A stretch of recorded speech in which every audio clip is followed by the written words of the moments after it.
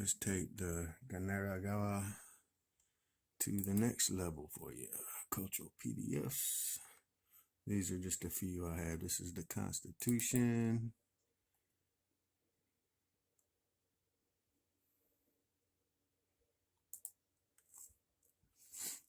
And this is from a congressional hearing or some kind of shit like in 1987 or some shit, 89, I don't know. Ruder mind speech, and little blessed with the soft praise of peace. But here, Iroquois Confederacy of Nations hearing, and this is no good. That's no good. But anyway, you see where I'm going with this.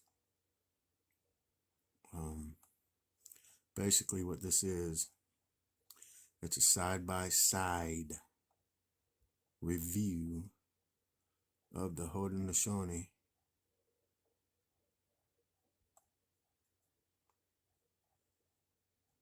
and it's juxtaposed to the Constitution, and it's showing how the Constitution was drafted from this. I'll get to it here in a little bit. It's a long document. I've read all this too. Just about who was there and all that.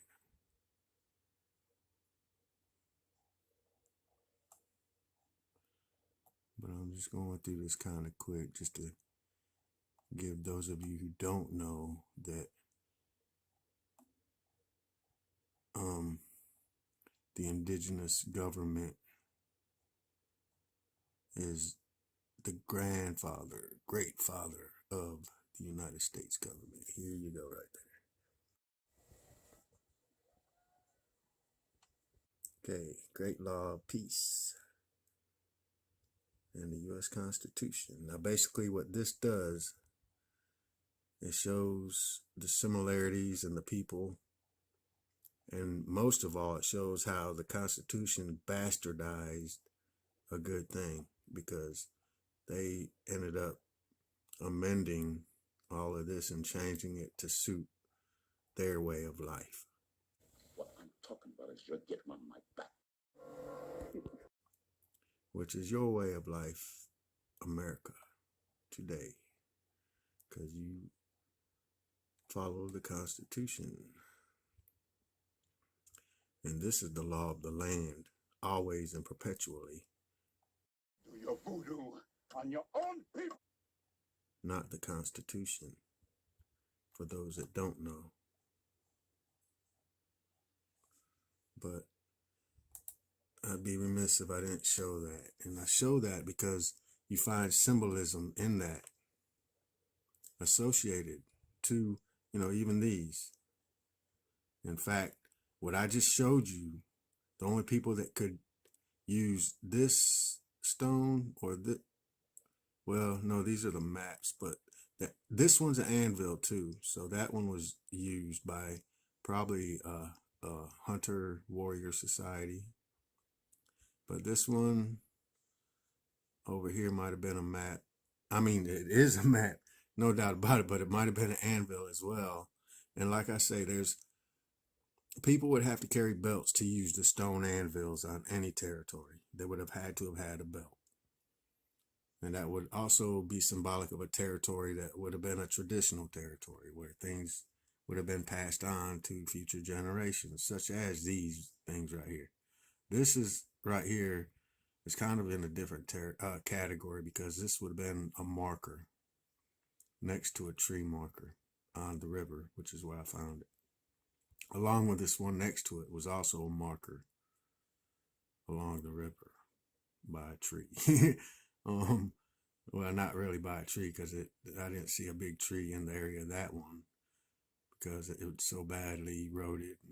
Anyway, now this one right here was definitely, it shows the territory, this neighborhood, which could very well have been this, hold on, I was going to say something else.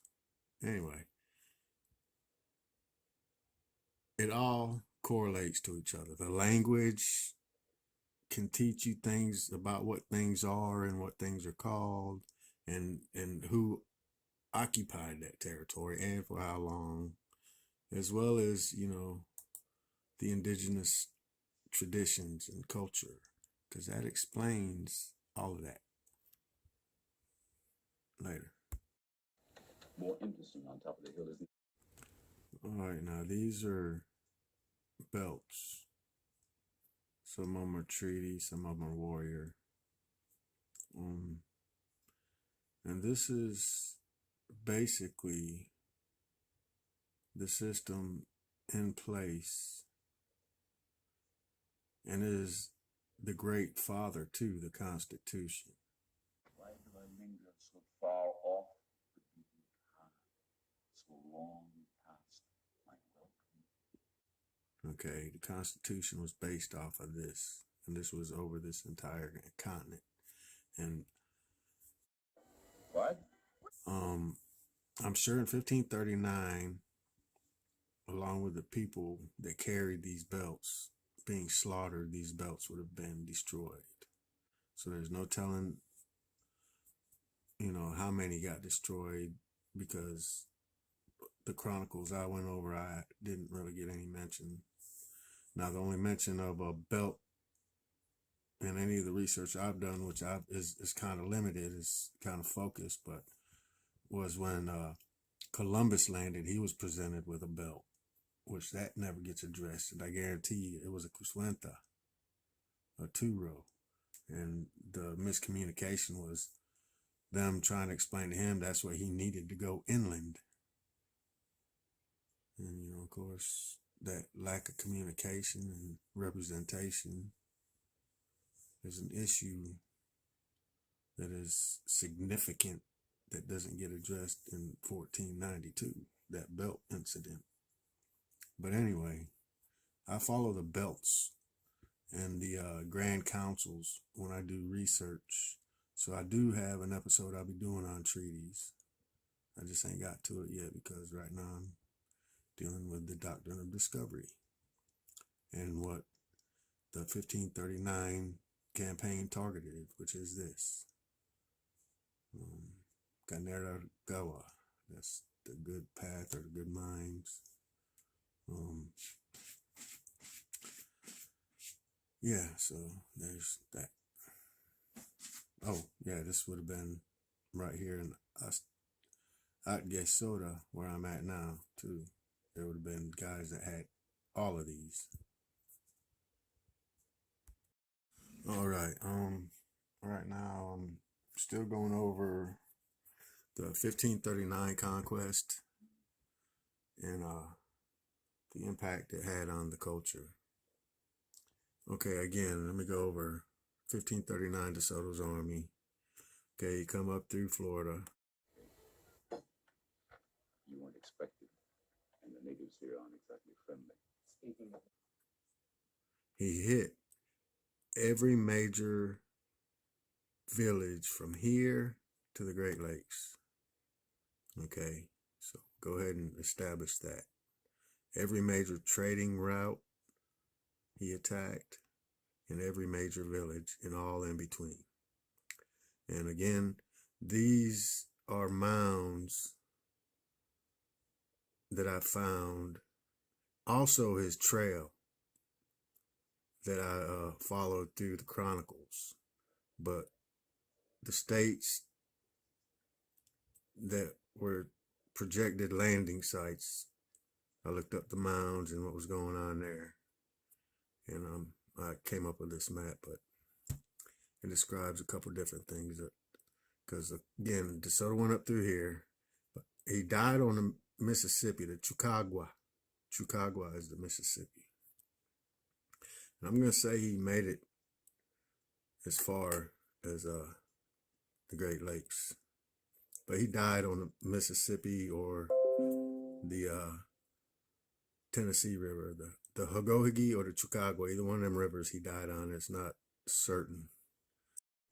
I kissed thee, and I killed thee. No way but this. but it is chronicled, and his death was chronicled, but it was hidden within the story, and they even tell you that. But anyway, so after he died somewhere around in here, okay, and it could have been somewhere around in here, his army split up into 3 different directions, and they all made their way back down south. But I think one of them went north, because their return is, all of them didn't account for every way they came back, because I guess the guy that was going over the story and the people that were there, he didn't get in contact, or the people died or whatever. But you know, based on the people he could gather and get the stories from that were here, is basically where I got my map from and my trajectory from. And I've associated archaeology to that conquest from where I'm at. And again, this territory I'm on is scattered with different period type artifacts. And I'm not, again, addressing the archaic through the modern status quo cultural system in place now, but rather than from an indigenous point of view and how this all affected the people. And the impact on the indigenous people. This was the first wave of what would become the Imperial Wars. It was the first wave of butchery and enslavement and the displacement of the indigenous people from their original territories. You know, and it was accompanied by STDs and smallpox. And again, it said that 300 to 2,000 people were slain at every village that he visited. And of course, there was death from the disease afterwards, be it from the STDs or the smallpox, brought on from them desecrating and looting the burials. I mean, it brought the indigenous life to a standstill, systematically and methodically. You know, it had vexed the entire existence. Yeah, time is running out for all of us. It affected cultural identity and relations permanently. It removed the system of governance. It destroyed all culturally related villages and sacred sites, along with the less familiar pilgrimaging sites. You know, it uprooted the fields, the 3 sisters, you know, maimed, displaced survivors on other random territories. You know, and then they also mentioned the empty, abandoned villages and sites, you know. There is trouble in the village. The people had runners that would run from village to village. And these runners would inform the next territory what was going on. So, I mean, it's not like he wasn't known about when he got to this point where I'm at. He was already known. In fact, there's a story that I want to go into, but I'm not going to do it right now, that is related to this, dealing with Pakha and Kaskwi. You know, but these empty places he came across, they were only empty and abandoned because the people left and went to a neighboring territory, you know, to survive. And then the able-bodied men would warrior up and go and handle business.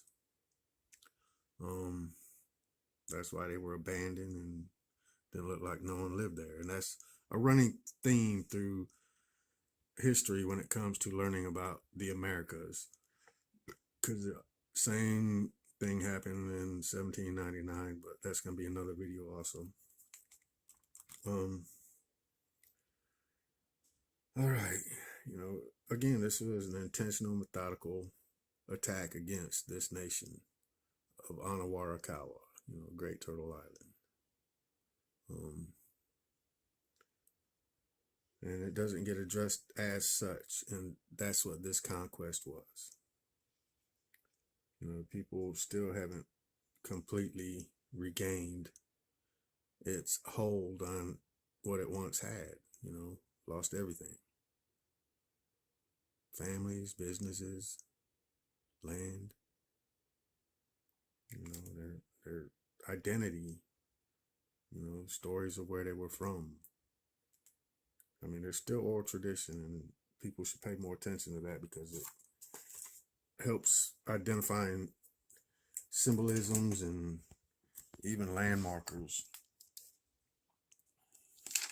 But you know what I'm saying? It's like, in archaeological terms, 1539 is like the late Mississippian period, you know? And I don't subscribe to that system of documentation, you know, and I don't credit any of the certified artifacts now that are considered genuine with provenance or classification. You know, their authenticity means nothing to me because they're not explained like they should be anyway. You just don't dare. You know, there's stockpiles of artifacts and documented sites that are all misrepresented and, you know, reappropriated, basically. You know, that's a problem. You know, it's like when you go to a museum, you see mass amounts of different types of artifacts, whether they're pipes or, you know, the clothing. You know, those are all pretty much trophies on display from a massacre that, you know, all that stuff got looted and stolen and threw up in a museum for people to gawk at, and it doesn't get explained as it should be explained. You know, those are all culturally, historically significant.